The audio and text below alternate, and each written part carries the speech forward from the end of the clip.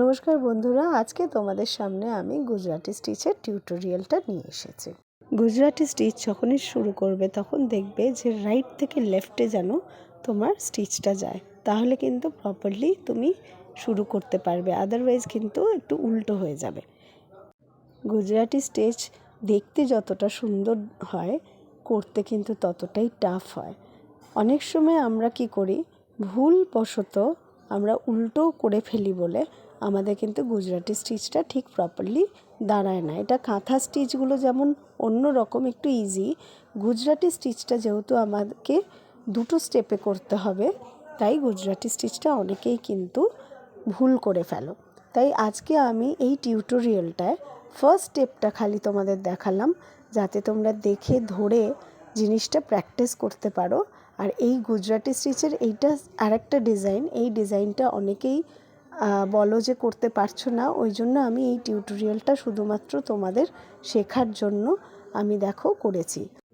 গুজরাটি স্টিচটা হলো একদম অঙ্কের মতন, তুমি যত প্র্যাকটিস করবে তত তোমার কাছে এটা ভীষণ সোজা হয়ে যাবে। অনেকেই দেখেছি শিখতে এসে তারা কিন্তু খুব গন্ডগোল করে ফেলে এবং বারবার একই স্টিচ একই স্টেপে আটকে যায়। তাদের শুধুমাত্র প্র্যাকটিসের অভাবে কিন্তু এই জিনিসটা হয়। এটা জানবে পুরো অঙ্কের মতন, অঙ্ক যেমন আমরা করতে করতে ঠিক মতন প্র্যাকটিস না করলে ভুলে যেতে পারি, ঠিক গুজরাটি স্টিচটাও তাই। গুজরাটি স্টিচে কিন্তু হাতি ঘোড়া মাথা মুন্ডু এমন কিচ্ছু নেই, শুধু একটু দেখে করবে আর বারবার প্র্যাকটিস করবে।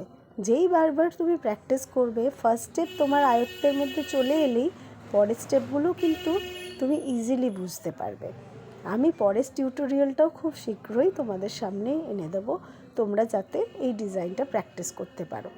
এরপরে আমি সেরকম হলে একদম ইজি যে ফার্স্ট গুজরাটি স্টিচের প্রথম শুধু একটা লাইন, সেই লাইনটা আমি কিন্তু করে তোমাদের দেখিয়ে দিতে পারি, যদি তোমরা কমেন্ট সেকশনে আমাকে জানাও যে তোমরা শিখতে ইচ্ছুক। এই স্টিচটা দেখো, তোমরা দেখতেই পাচ্ছ আমি যেখানে ছুঁচ দিয়ে সুতোটা তুলছি ওগুলো কিন্তু এক একটা এন্ড। তুমি কিন্তু ডিজাইনটা দেখলে বুঝতেই পারবে এন্ডটা কোথায় হচ্ছে।